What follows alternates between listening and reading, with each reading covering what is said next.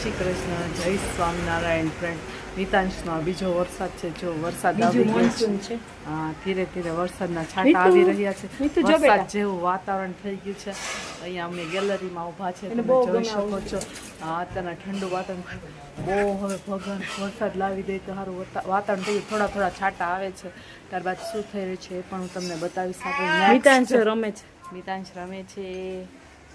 Friend, જય શ્રી કૃષ્ણ, જય સ્વામિનારાયણ, જય નીલકંઠ મહાદેવ, જય હનુમાન દાદા, જય મોગલ માતાજી. ફ્રેન્ડ્સ, એક વ્યક્તિએ મને મેસેજ કર્યો હતો કે તમે ફ્રેન્ડ્સ ખુશ્બુબેન તમે રોજ બપોરનું ભોજન બતાવો. તો હું ફ્રેન્ડ્સ રોજ બપોરનું ભોજન અને રાતનું ભોજન બતાવીશ અને તમને નવા નવા આઈડિયાઝ આપીશ, એઝ વેલ એઝ હું તમને નવી નવી રેસીપી પણ આપીશ. ફ્રેન્ડ્સ, આજે બપોરનું ભોજન શું છે એ બતાવીશ.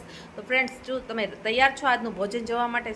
જો તમને ફ્રેન્ડ્સ આવા જ મારા વિડીયો ગમતા હોય તો તેને લાઇક, શેર અને સબસ્ક્રાઇબ કરવાનું ભૂલતા નહીં. ફ્રેન્ડ્સ, આજે આપણે બપોરનું ભોજન જોઈએ એ તમને શોર્ટ્સ વિડીયોમાં ફટાફટ બતાવી દઉં કે આજે અમે બપોરના જમવામાં શું શું બનાવ્યું છે. ફ્રેન્ડ્સ છે ને, ગુવાનું શાક છે એ મમ્મીએ બનાવ્યું હતું નાસ્તા માટે. તો નાસ્તા માટે તો મમ્મીએ ખાધું જ છે. ત્યારબાદ વધ્યું છે તો અમે જમવામાં પણ લઈ લેશું. અમે સવારના છે ને નાસ્તામાં ગુવાનું શાક, પરોઠા અને અથાણું અને દહીં ખાઈએ છીએ. એટલે ગુવાનું શાક છે નાસ્તા માટે બનાવ્યું તો અત્યારના વધ્યું છે એટલે હું ખાઈશ. મને પણ ગુવાનું શાક બહુ જ ભાવે છે.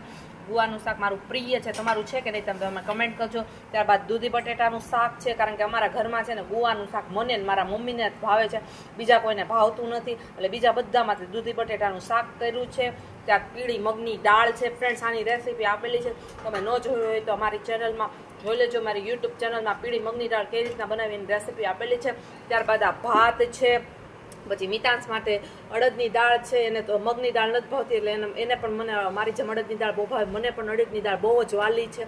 શનિવાર હોય તો અડદની દાળ બનાવીએ જ તે. મિતાંશ માટે થોડીક એવી અડદની દાળ બનાવી છે, 2 ચમચી જેટલી. ત્યારબાદ આ છે તીખું અથાણું સરસ મજાનું. ત્યારબાદ આ રોટલી છે અને છાશ છે. અને બેન જો એની થાળી પીરસી રહી છે અને સરસ મજાની છે ને કેરી સમારી રહી છે. ફ્રેન્ડ્સ, અમે કેરી આવી ગઈ છે. પપ્પાના ફ્રેન્ડ્સે છે એ આપી છે કેરી, એટલા માટે સરસ મજાની કેરી આપણે પલાળી દીધી છે. આપણે પલાળીને પછી જ ખાઈ. જો સાઈઝ નાની છે પણ છે સરસ મજાની, એકદમ મીઠી મીઠી કેરી છે. તમે કેરી ખાઓ છો કે નહીં તમે કમેન્ટ કરજો. અમે તો રોજ ખાઈએ છીએ. જ્યાં લગી વરસાદ ફૂલ નહીં આવે ત્યાં લગી ખાશો. આવ્યો તો વરસાદ પણ ઝીણો ઝીણો વરસાદ આવ્યો તો, બહુ નહોતો આવ્યો. એટલા માટે કેરી ખાવાનું શરૂ કરી દીધું. તડકો તો ખૂબ જ પડી રહ્યો છે અમારે અહીંયા. તમારે ત્યાં કેવો તડકો પડી રહ્યો છે કમેન્ટ કરજો. અડધી કાચી હતી ને કેરી તો ફરીથી દાવો નાખી દીધો છે. જો કબાટમાં તમે જોઈ શકો છો, વચમાં કાંદા મૂકી દીધા છે અને આવી રીતના ન્યૂઝપેપર રાખી દીધું. તમે જોઈ શકો છો આપણે દાબો નાખી દીધો ફરીથી કેરીનો.